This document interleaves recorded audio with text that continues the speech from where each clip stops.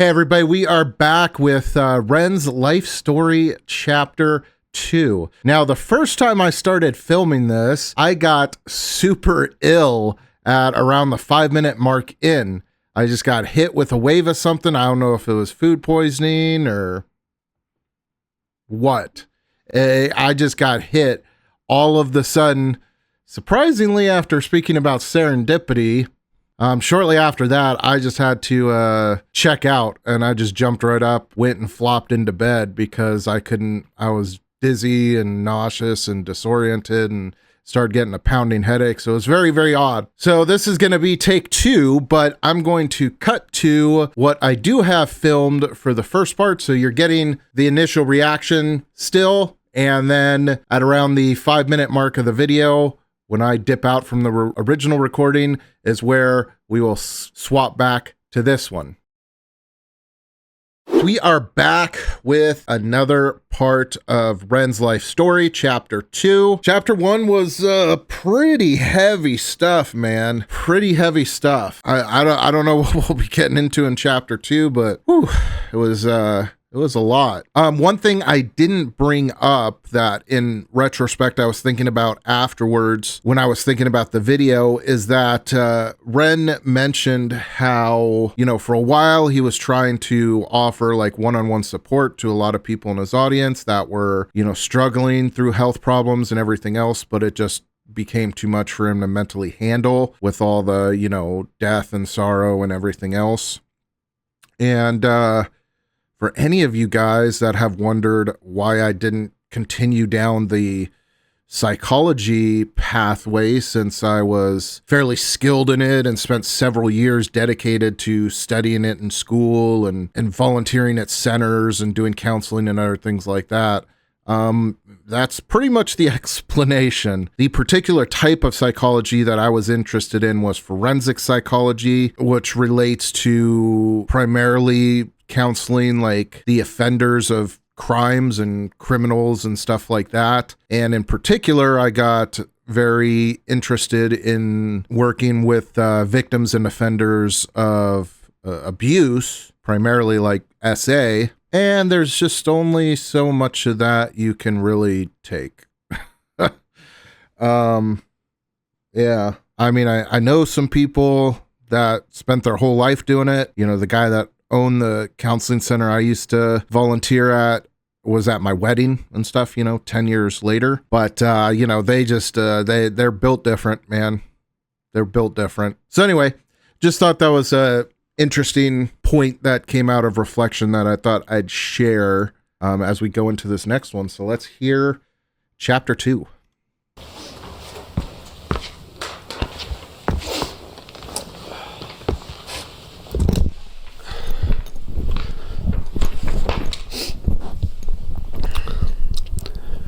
A year of living in a nightmarish purgatory does strange things to your psyche. I was still trying to push through university, but I found myself missing many lectures to stay in bed. I started noticing more unusual symptoms creeping in, a strange buzzing sensation in the soles of my feet. My vision started looking like fuzzy television static, something that I later learned was called visual snow, something with no known origin. My calf muscles started constantly twitching and spasming. At any moment they wouldn't go longer than 20 seconds without twitching, and that can drive you a bit nuts. All these symptoms I still live with to this day. You just become very used to tolerating constant discomfort. It becomes kind of the norm and kind of becomes like an annoying, unsettling radio static in the background of existence. I stopped taking my antidepressants after having cycled many different kinds.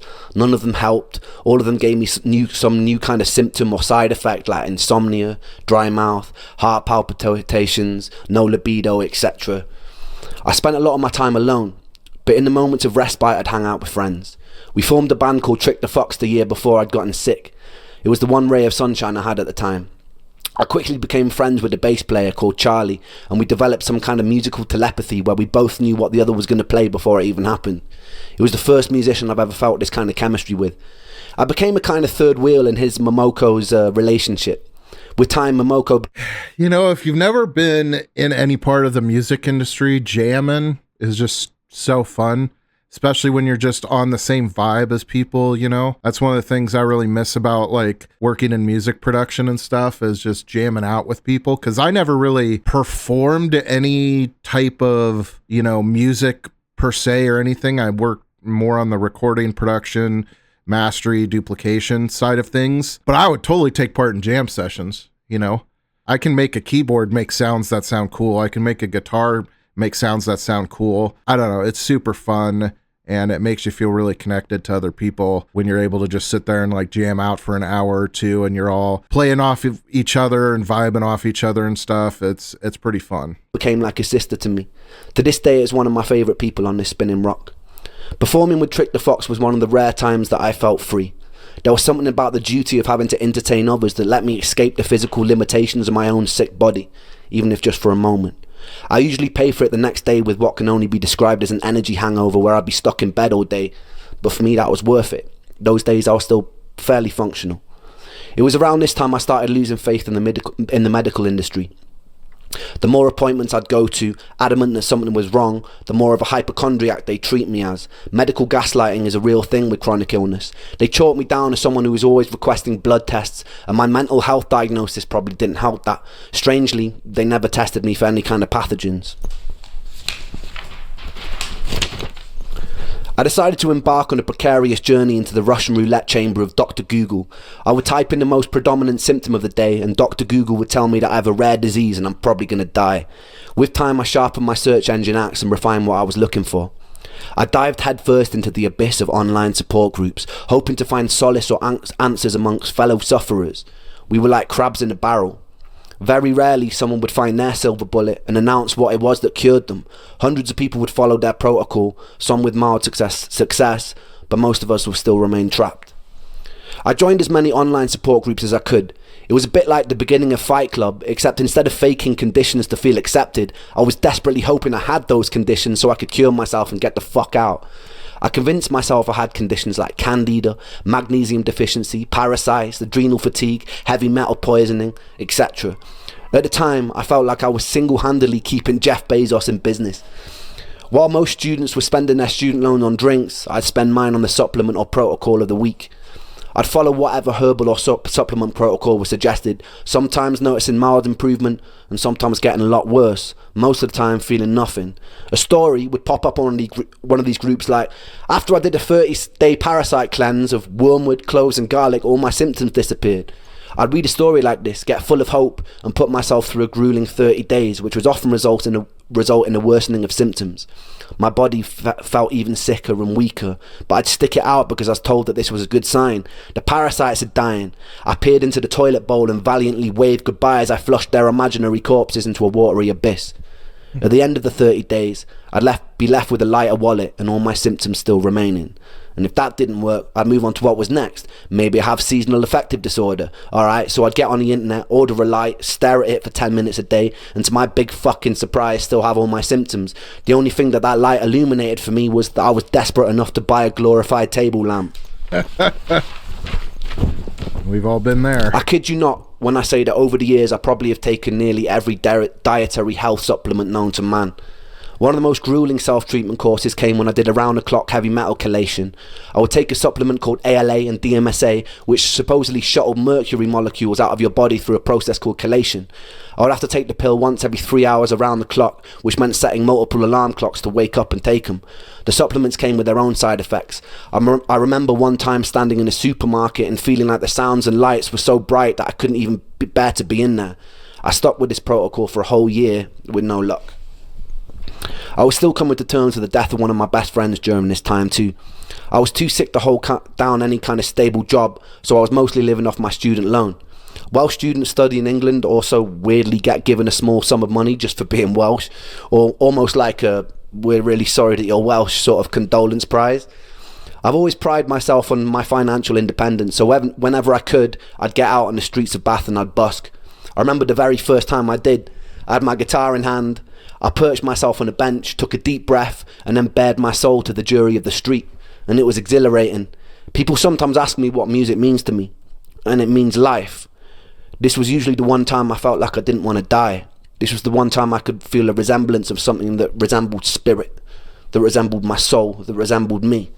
I even found myself cracking jokes with onlookers, which for someone dripping with social anxiety at the time was huge for me. It was March, roughly 3 months after Joe had died, and I was sitting on a bench in Bath with my guitar singing into a busy street. And this is when I would meet the first angel of this story. I'd see 2 more angels years later, one in the guise of a homeless man, one a doctor cheating death in the Beverly Hills clinic, but that bit will come a little bit later. The angel was walking on the opposite side of the street with a mother. They both stopped to watch me for a moment. I saw her mum whisper something to her. The angel turned bright red and she giggled and they shyly approached. We got talking and the angel asked where I was from. I told her that I grew up in Wales in a small village that was once described in a local newspaper as being worse than the Iraqi war scene. I told them they would have never heard of it. They looked surprised and they said they had family there. I asked which part and it turned out to be the village that I grew up in. Since you can basically count a population of 2 intergenerationally bred mutated hands, I asked who they were, and it turned out that that angel happened to be Joe's cousin. This encounter was always a foundational moment of serendipity in my life. In the years that followed, I took serendipitous occasions to mean I was in line with my purpose. Sometimes I felt like I'm following a script. It's just that I don't know the words or actions until they actually happen. But in moments of serendipity, I feel like they are playing out exactly as they were meant to. It was quite a bizarre moment for me, that hundreds of miles away by chance this angel would be related to my lost friend. Upon learning who I was, they invited me back to theirs for a cup of tea, and I accepted and I fell in love. It was really good tea. That week, the angel took me to a favourite botanical garden and she pointed out a favourite flower. So that night, true story, I dressed in black, broke in by climbing over the fence, dug up the flower and presented it to her the next day. She called me insane, but it's safe to say that angel ended up being my first serious girlfriend. It was a weird kind of relationship. We both shared an unusual trauma for people who were so young, brought together by a tragedy. Even though sometimes I feel like she might have hated me at the time, I was convinced like it was some sort of Shakespearean fate that had brought us together. A morbidity that birthed light, that it couldn't be anything. Yeah, so I mean, I've talked about serendipity a lot. It's something I came to completely independent of Ren. I never heard of him at the time. I actually didn't even know a good word to describe it until I watched the movie Serendipity. But yeah, it's crazy to me to not believe in something bigger than yourself when you have those moments.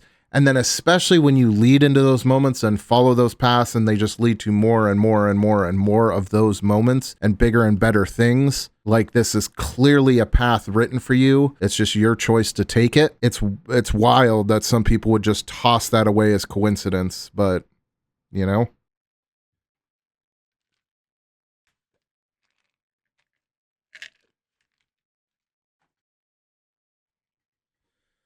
Each his own, I guess, as long as they're happy. No, it felt like divine intervention. She was pretty troubled in her own way, and I was very troubled in mine. But in between the sludge of dealing with the constant symptoms, it was beautiful. That summer, her parents took us to Centre Parks, which is a posher version of Butlins, if you don't know, where they paid for all the activities and meals, and they let me do whatever I wanted. Coming from a poorer family, I wasn't really used to being spoiled to that degree, but I figured I'd just roll with it. One morning while I was there, I got a call from my friend Sega, and he sounded pretty mixed up, so I asked him what was wrong. He told me that there was no easy way to say it, but one of my other best friends, Callum, had died. Being spoiled to that degree, but I figured I'd just roll with it. One morning while I was there, I got a call from my friend Sega, and he sounded pretty mixed up, so I asked him what was wrong. He told me that there was no easy way to say it, but one of my other best friends, Callum, had died. He'd gone cliff jumping in the same cliffs we used to jump off as kids. The sea was particularly choppy that day, and he caught a cross current and he started to drown. Another guy that he was with had jumped in an attempt to save him, and they both drowned. The first day I met Callum, I was 11. He was in a year above me in high school and used to walk around with these massive baggy bright orange jeans. He hung around with all the goth kids and I thought they looked super cool. So the next day I painted my nails black and fashioned a necklace out of a severed extension cable from an old VCR machine. I infiltrated the group and I gained their trust. Not long after, me and Callum were friends, wandering around beautiful Welsh countryside looking for the most scenic places to smoke weed. We stayed friends throughout high school and I truly loved him. When Callum died, I couldn't properly grieve. I felt weirdly numb after losing Joe. I'd often feel guilty for my inability to cry at the time. A couple of years later, I'd learned another friend of mine that I used to play function gigs with had thrown himself off a cliff face in Dover, and again I felt numb. I couldn't tell if this new acceptance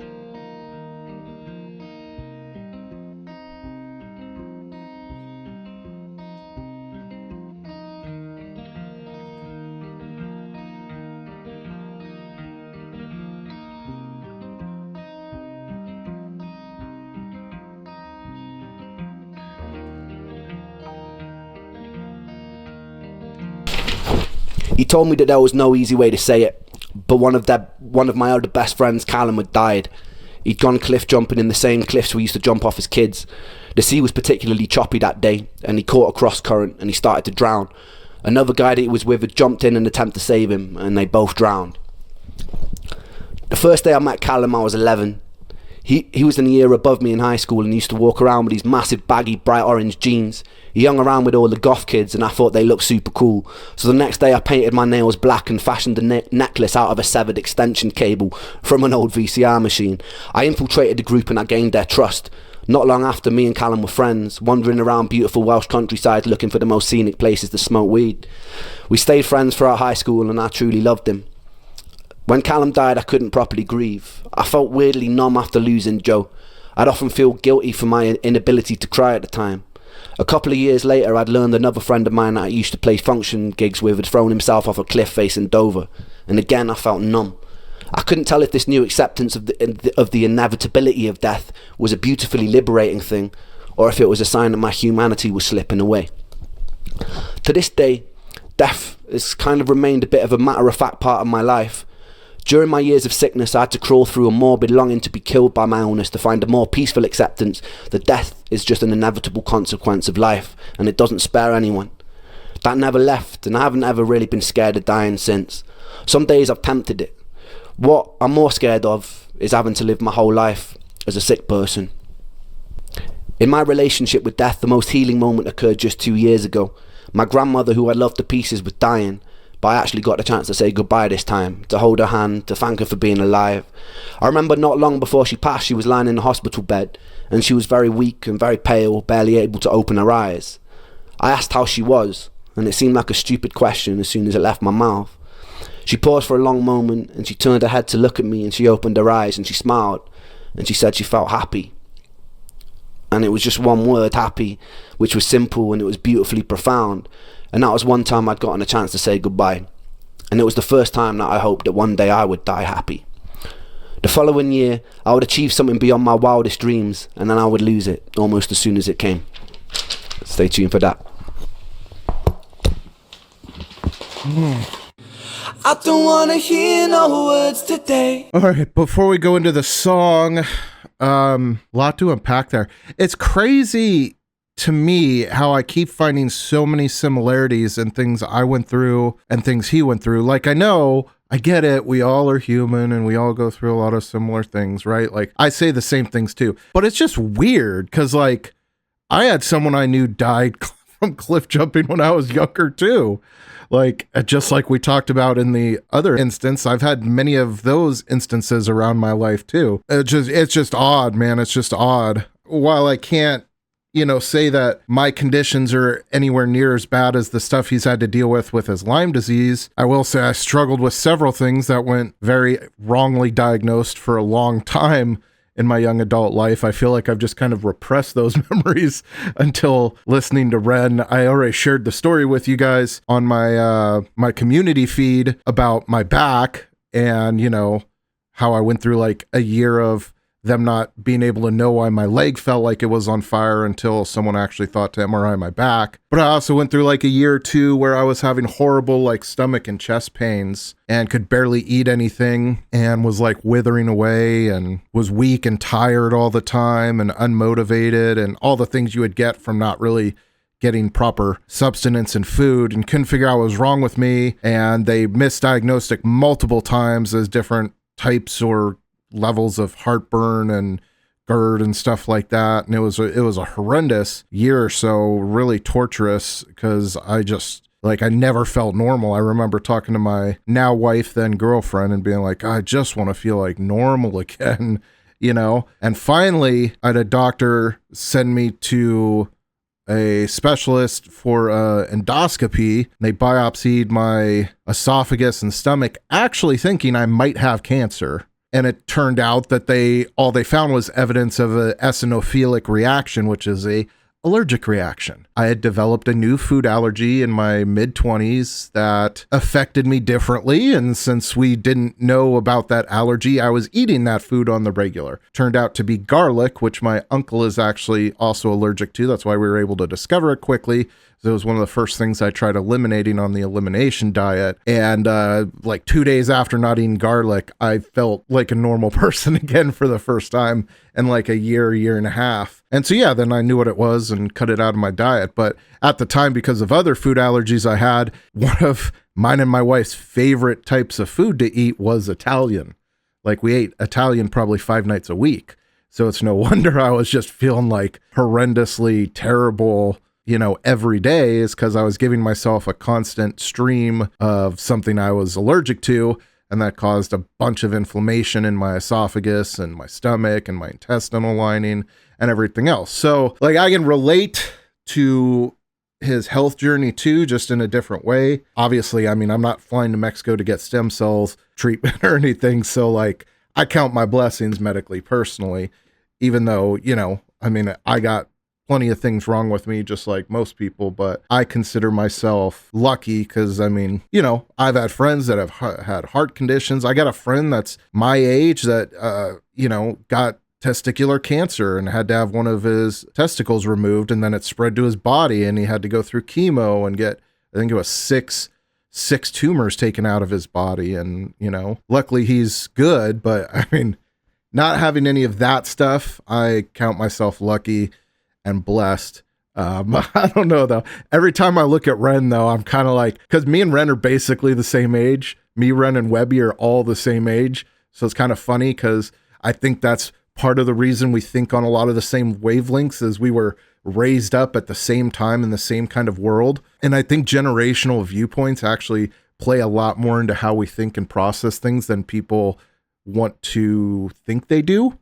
Because, I have plenty of like baby boomers around me, and plenty of like the younger generation with my son and my friends' kids and stuff. And the way we process information is different generationally. And so I think it's easier to connect with someone of your same generation. Same thing, my audience range is mostly focused around people 10 years younger and 10 years older than me. There's it's kind of like a bell curve, right? But the curve tops right around my age. So I think it's very true that we have an easier time connecting with people that have lived through some of the same world events and conditions and everything else that we have. So anyway, my point to all that is I feel like Ren and Webby look way better than I do. I feel like I look like a mess every time I look at those guys. I was so sad when I found out Webby was the same age as me, because, he's got a beard and like we're kind of similar. Like we don't look necessarily the same, but I feel like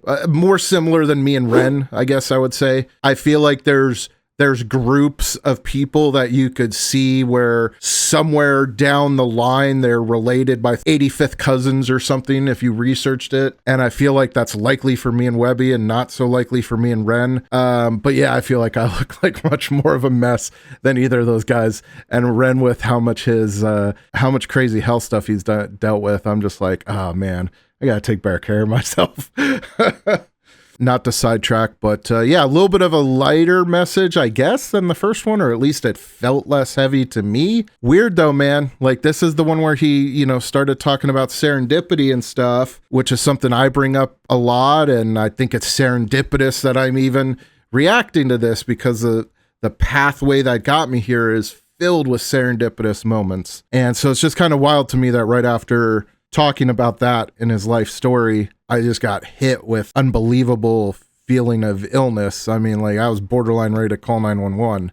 I don't know. Super, super odd. Because the other side plays with serendipity too in a different way, with deception and torment. So interesting. But let's hear the song. I'm excited. Runaway. Because they pull me under in the castle of my room, I'll hide away from the outside thunder. Correct me in the comments, but Trick the Fox is the band name, right? I'm pretty sure I remember him saying he had started another band called Trick the Fox. He looks young as F, so this must be an old from one of his first band's songs or something. I don't know. Y'all can fill me in on that lore, but yeah. Gonna lock my troubles outside of this door, 'cause today it's just me and these four walls. I said I wanna run away, fly to another place, fly to another place, say oh. Said I wanna run away, fly to another place, fly to another place. The light that I hold, it turns to gray, and that makes me wonder, will I always feel this way? So far under, but I put my soul on show for everyone to see, 'cause even though it's bruised, I know it holds such beauty. I said I wanna run away, fly to another place, fly to another place, say oh. I said I wanna run away, fly to another place, fly to another place. Nobody here but me today, but that makes me stronger, 'cause I wash away the pain under sheets of feather. Gonna lock my troubles outside of this door, 'cause today it's just me and these four walls. I said I wanna run away, fly to another place, fly to another place, say oh. I said I wanna run away, fly to another place, fly to another place, say oh. I said I wanna run away, fly to another place, fly to another place, say oh. I said I wanna run away, fly to another place, fly to another place. I crave relief in solitude. I search for peace, but pain pursues. Please something, just free me, give me some truth. My head is a prison, I need to move.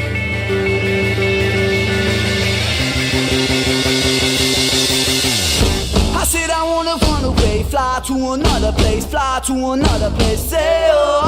I said I wanna run away, fly to another place, fly to another place. I said I wanna run away, fly to another place, fly to another place, say oh. I said I wanna run away, fly to another place, fly to another place.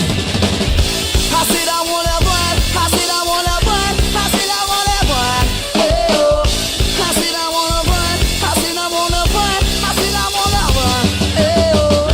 I said I wanna run away, fly to another place, fly to another place, hey oh.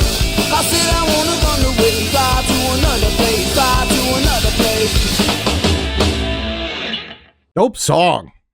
So I mentioned before, the only type of music I don't really like is hard rock. I only really like more like acoustic, alternative, soft rock type stuff. This is kind of that category. This is what I, consider in that realm of like that kind of more soft rock. So this is right up my alley. This is like one of my top 3 favorite types of music to listen to. Like personally for me, if I'm going to go, hang out or roll around and I'm going to play some music, it's going to be either rap, country, or some kind of alternative rock. Those are usually the 3 that, depending on what mood I'm in and stuff like that, I want to listen to. So, really dig the song. Very cool. You guys got to tell me, this has to be an old recording, right? Because he looks young as F. Like, there's no way he shot this recently, because he looks at least like 10 years younger, or else they have like some kind of crazy makeup team or something. But that's cool that he's got videos of himself playing like that from that old. And it's a solid song. I'm kind of surprised that it took him so long to gain popularity, like mass popularity. Even now, he's not really that famous. I feel like a lot of the people in the Renegade community, definitely not everybody, obviously, but some people seem to have this idea in their head that like, Ren's really famous, Ren's really popular, but like, he's still pretty damn underground. I mean, his top video is sitting at like 60 million views, 70 million views, something like that, which, don't get me wrong, fantastic amount of views. I would love for any of my videos to get anywhere near that type of view. I'd love to get 1 million views. It would make my year. in the scheme of music, like you got, like, that's nothing. Like you go to someone like Taylor Swift and she's got 300, 600, 500 million on most of what she releases. Like 60 million is one of her bad videos. I think some of her top videos are in the billions of views from, 5-10 years ago. So it's relatively small. And I would say Taylor Swift hasn't even really been famous for that long comparatively. Like she really got big after, she became like kind of like in the world zeitgeist when it got closer to like Eras Tour time or stuff like that. Like she was famous and like an A-list celebrity, but she wasn't crazy cultish fandom that she has now. So, because like me being a country fan, Taylor actually started in country. I knew of Taylor when she was super, super small. I knew of Taylor when she was under 18. I remember her playing a show in Portland that like she was 16 or 17 when she was playing that show. And I had heard her music then. So it still blows my mind that someone as talented as Ren, who's been making such good music for as long as he has, like I'm not discovering him until 15 years into his career. I don't know. It's just kind of wild. Like hip hop artists and stuff I get, like Webby, I understand why I haven't discovered him. He talks about controversial stuff. He's got a very kind of blunt and direct approach, and it's not for everybody. It's not something that necessarily everybody would share around. I think him working with Ren is really a cool thing because they play off each other beautifully. But I understand how, especially since I kind of got out of exploring music over the last like 10 years, I would say, I understand how I haven't really been introduced to him. But yeah, it just goes to show how deep the propaganda and programming is. Because you have somebody this good, this talented, that's made so many good songs with so many meaningful messages that have penetrated so far into like the psyche of people that he has such a cult following. And yet the majority of the world, even the Western world, has no idea who he is. And that's the harsh reality that Renegade's got to expect. If you look at just his most popular video and you assume, the average person watched it, 3 or 4 or 5 times, something like that, that means like 10 million. So even in the Western world, like if you go to a football stadium full of people, you might be the only one in that entire stadium that knows who Ren is or has heard Hi Ren. Maybe there's, if we go off like TikTok clips or stuff like that, maybe there's 5 or 6 people in the whole stadium that might recognize him. Like, this is baffling to me. Obviously not if you did a stadium in England, right? But yeah, I don't know. I just feel like he should be as well known as like, Taylor Swift or Aerosmith or Ozzy Osbourne, or I feel like his career is not any longer or shorter than Taylor Swift's, because she started around like 16, 17. I don't know when he started in his first band, but I think from what he was saying, he was fairly young, like fresh in college age. So he would have been right around that same age. So, they started roughly around the same time, because Taylor's born the same year as my wife. And actually, I think that is the exact same year as Ren, or the year before. Somewhere around there. I don't know. We're all late 80s, early 90s babies between the group of people I'm referring to. So it's wild, but cool song. Awesome. Very commercial appealing too, I feel like. And we already kind of talked about the video a little bit, so I'll leave it there at that. Once again, shout out to the supporters. Make sure you guys are dropping those comments on the video, helping me out with the algorithm. If you want to become a channel member, click join, starting at just 99 cents to join up the channel. And of course, donations are always welcome to help us continue our work. But if nothing else, just watching, liking the video helps out a ton. So thank you. Let's get back to work, guys. Keep praying. I'll see you in the next one.